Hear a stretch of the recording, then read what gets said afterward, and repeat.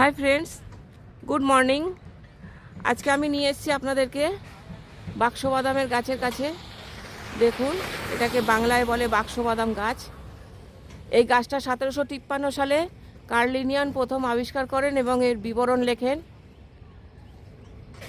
এটার হচ্ছে পাতাগুলো দেখুন, একটা বৃন্তে 6টা পাতা দেখা যাচ্ছে।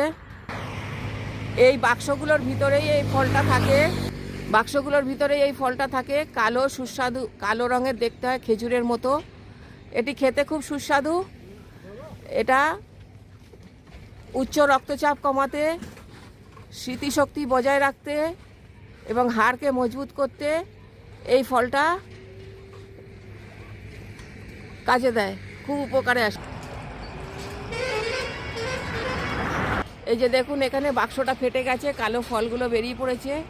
এরপরে এইগুলো খোসা পড়ে যাবে। Thank you. ভিডিওটা ভালো লাগলে অবশ্যই একটা লাইক, শেয়ার, কমেন্ট করবে।